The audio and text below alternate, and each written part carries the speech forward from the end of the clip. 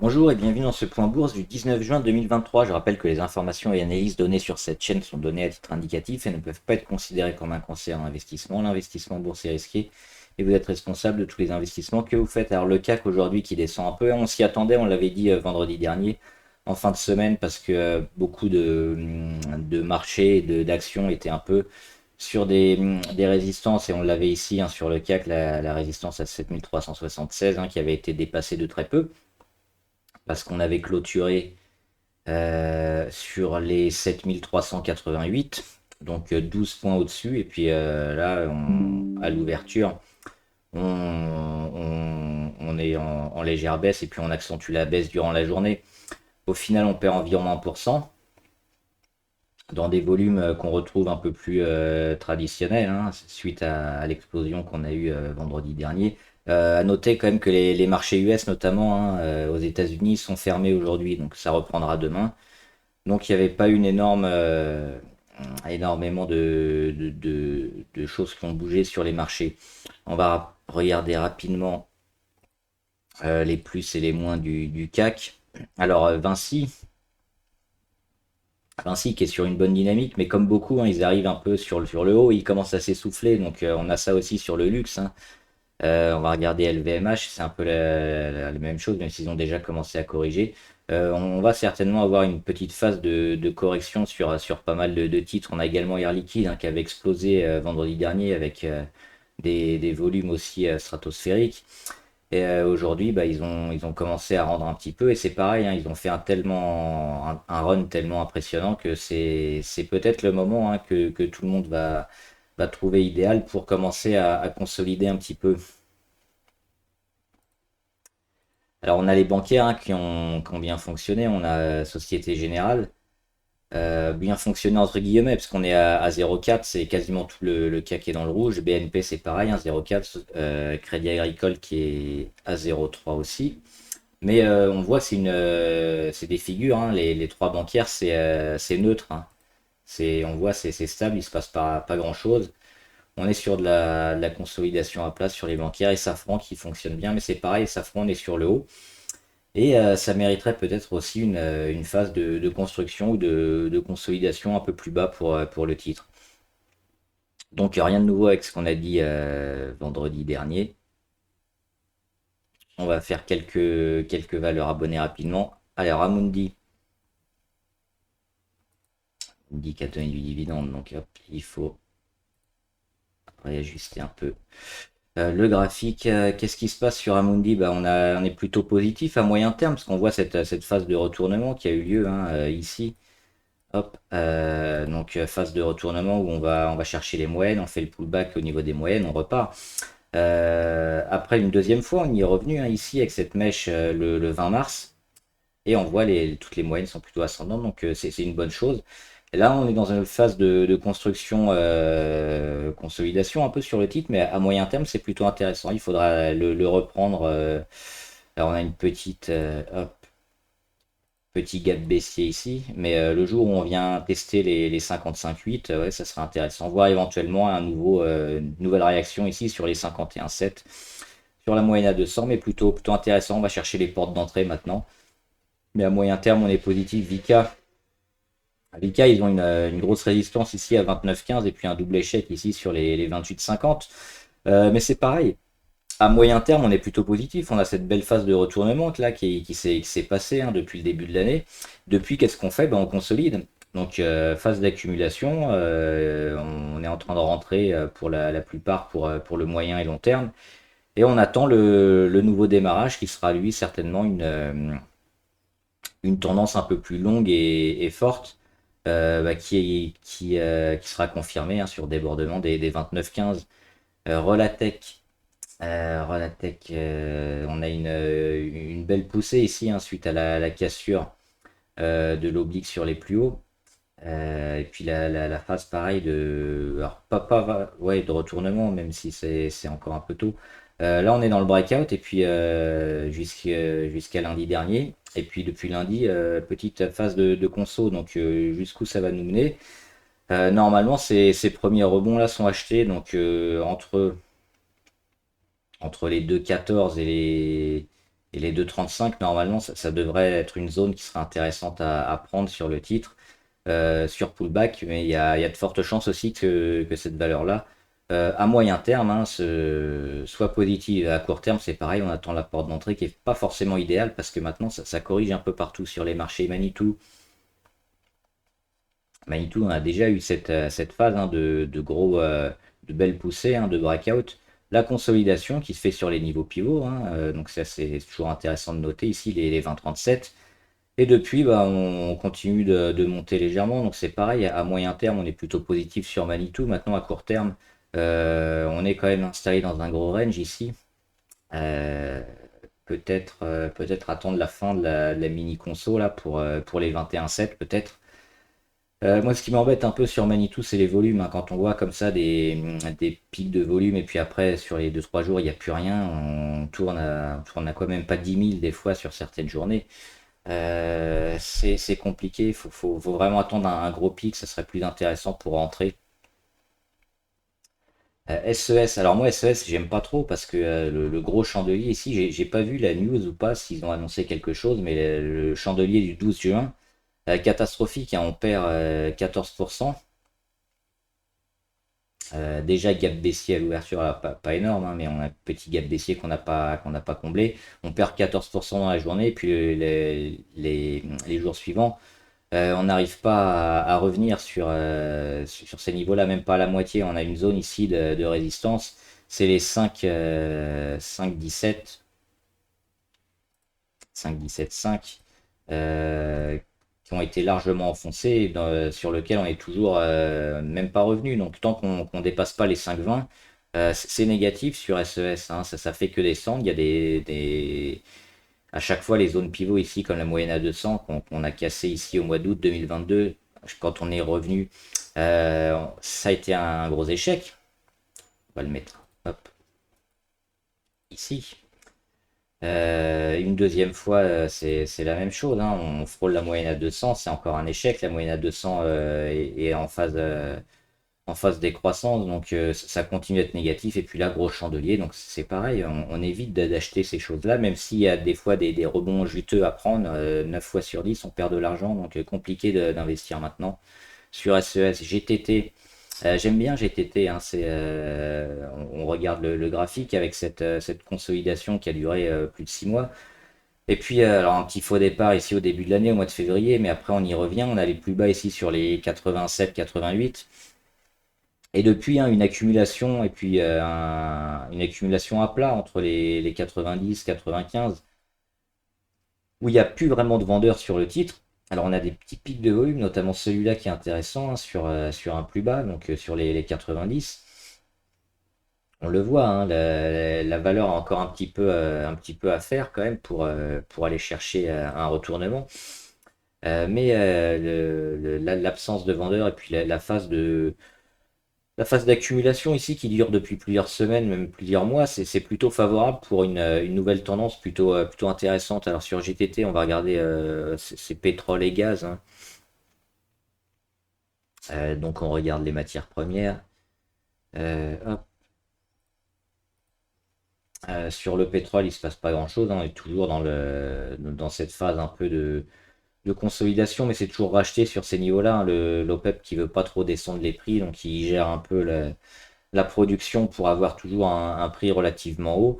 Et la demande qui pour l'instant ne faiblit pas, mais c'est sûr que si la demande va faiblir, le crack ici va avoir lieu sur le pétrole et sur beaucoup d'actions. Et on regarde le gaz naturel, c'est un peu l'inverse, hein, le gaz. Grosse correction, et puis depuis quelques mois, quelques semaines, ça descend plus trop. On commence à avoir un peu de reprise sur le gaz naturel. Donc on le voit, hein, on va mettre en pourcentage, c'est assez marquant. Depuis le 2 juin, donc ça fait quoi, environ 2 semaines, on a pris 24%. Donc fini la baisse aussi sur le gaz naturel, ça peut être intéressant pour pas mal de valeurs gaz, dont GTT, hein, Gaz, Transport et Technigaz, et qui pourrait en profiter. Alors on n'a pas encore le gros signal parce qu'il faudra casser ici cette zone-là, hein, autour des 96-97, mais là on est juste en embuscade derrière. C'est plutôt intéressant.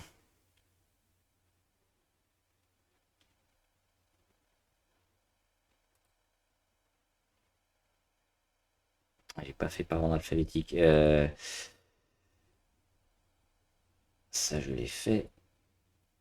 Amundi. Non, Arkema. C'est Arkema que j'ai pas fait. Arkema, on est toujours dans son range, hein, entre les 80 et les 91.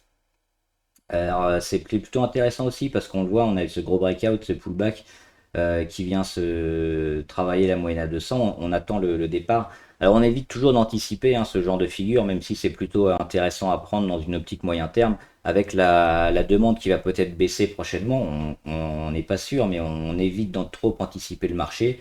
Et donc, on attend plutôt de voir les signaux. Les signaux arrivés, les signaux c'est quoi? Bah, c'est cassure ici des 80, c'est récession, baisse de la demande et rien ne va plus, tout va descendre. Et à l'inverse, hein, on casse les 91, bah, tout va bien finalement. L'économie ne va pas si mal et on va continuer la croissance pendant encore quelques mois. Donc voilà, les niveaux pivots ils sont bien marqués. Là, on est en phase un peu d'accumulation éventuellement, hein, de temporisation plutôt, mais tant qu'on casse pas, hein, les niveaux pivots, il y a pas grand-chose à faire.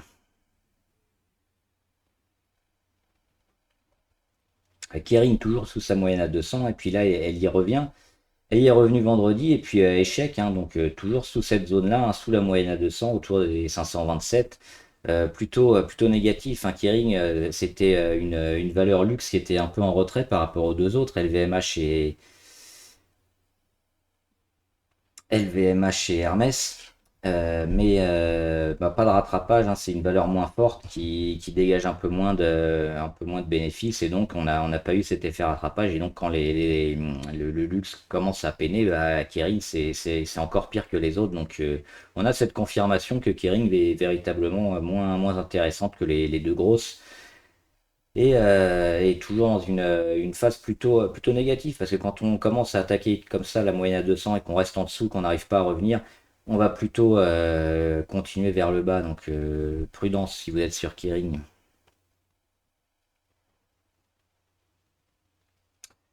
Manitou.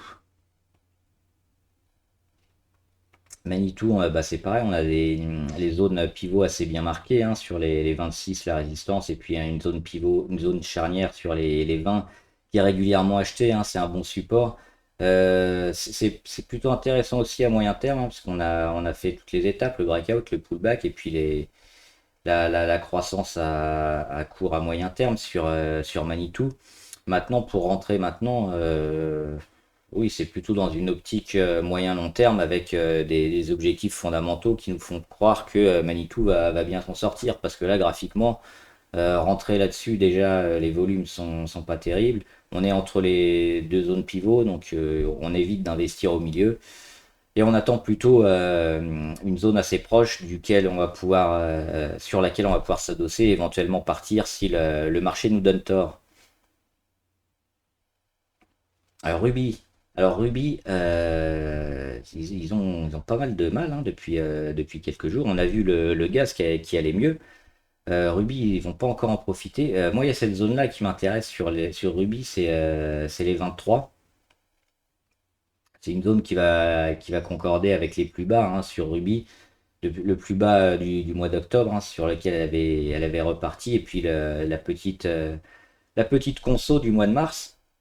Donc ça nous mènerait sur les 23 et également sur la moyenne à 200. C'est déjà ce qu'elle avait fait, hein, au mois de mars, moyenne à 200.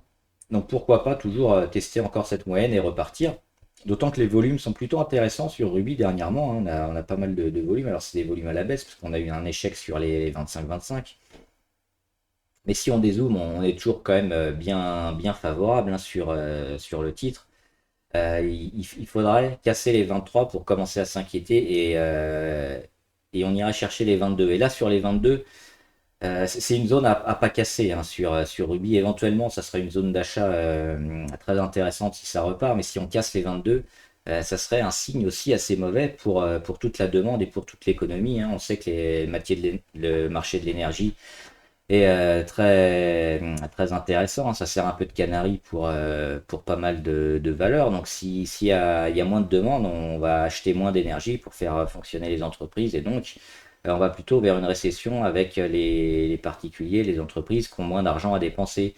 Donc oui, cette zone-là, véritablement à surveiller hein, sur Ruby parce que il faudra pas la casser. Maintenant, on aura une zone intermédiaire à 23, à voir si ça tient. Mais sur le moyen long terme, il est plutôt favorable. Alors, comme d'habitude, hein, les zones intéressantes, bah, c'est les 25-25 si on vient à la casser. Alors là, on en est loin, hein, parce que ça fait quand même du 6-8%, mais il vaut mieux attendre ces zones-là et puis les confirmations que le marché va mieux. Mais déjà, si on a une réaction sur les 22, on pourra peut-être rentrer sur Ruby SES. Bah, je l'ai fait tout à l'heure, SES. Vika aussi. Ah, c'est Mundi, je l'ai fait. Worldline. Bah, Worldline, oui, on l'avait dit hein, ici, cassure de l'oblique sur les plus bas, cassure du support intermédiaire. On ira chercher le véritable support ici sur les 33,8 environ. Bah, c'est fait aujourd'hui. Donc maintenant, on attend la réaction. On est déjà passé en survente hein, niveau RSI, donc sous les 30. Il faut attendre. Il faut attendre quoi? Que le RSI revienne au-dessus des 30, qu'on ait une réaction sur ce support-là. Et là, ça pourrait être intéressant de rentrer, mais pour l'instant, le titre est en train de chuter, donc on évite hein, d'essayer de rentrer, d'anticiper le marché. Il faudrait quelques jours ici travailler les 33,8 environ pour avoir une réaction et puis le début d'un changement de tendance. Et là, ça pourrait être intéressant de se mettre dessus. Mais sinon, si on casse cette zone-là, on peut continuer très loin, très fort, très bas. Donc attention. C'est pas mon scénario privilégié. Moi, je pense qu'il y aura quand même une réaction ici. Et enfin, Xpeng. Xpeng, oui, sur le long terme, je pense qu'elle a de très belles chances de performer. Maintenant, sur le long terme, c'est compliqué d'anticiper un peu tout. Parce qu'il y a des événements qu'on ne connaît pas qui vont arriver, qui vont impacter l'économie mondiale et les secteurs, tous les secteurs différents. Donc Xpeng sur les véhicules hybrides et électriques. Même s'ils sont plutôt bien positionnés pour dans 2-3 ans, hein, 2025, c'est pas certain qu'on ait une explosion du cours. Maintenant, à moyen terme, c'est la même chose. Et à court terme, on a les petites résistances ici, le double échec sur les 11,68. Qu'il faudra vite passer parce que sinon ça va continuer à zigzaguer. Mais le titre est plutôt intéressant hein, parce qu'on le voit, toutes les moyennes sont en train de se rassembler. La grosse chute est terminée. On a déjà eu une réaction depuis le mois d'octobre 2022, donc ça fait presque 9 mois hein, maintenant. Et depuis, on le voit depuis le mois d'octobre, les plus bas sont de plus en plus hauts. On a les 6,25, ensuite on a les 7,62 qui ont été retouchés là. Donc on est plutôt dans une période faste sur Xpeng, mais oui, à très court terme, hein, si on l'a pris ici sur les 8, les 11, les 11,5, les 11,6, ça peut être un premier objectif et puis une zone de délestage pour prendre ses profits. Alors le titre peut encore monter un peu, moi je serais partisan de mettre un petit stop hein, autour des 11, parce que si on casse les 11, on ira revenir un peu tout dans le no man's land ici des moyennes, et puis certainement un peu perdre un peu tous les profits qu'on a eu ces derniers jours, parce que c'est monté très fort ces derniers jours. Donc oui, à court terme, on peut prendre ses profits, sinon si on est plutôt moyen-termiste, on garde, et on recharge éventuellement sous les 9. Voilà, j'espère que la vidéo vous a aidé. N'hésitez pas à vous abonner à la chaîne, comme ça vous serez au courant de toutes les vidéos, et puis de mettre en commentaire hein, les valeurs que vous voulez qu'on analyse, les pépites que vous avez éventuellement, et puis les questions, vos commentaires aussi sur la bourse, hein, les actions. J'y répondrai ou on y répondra sur la section commentaires. Bon trade, à plus!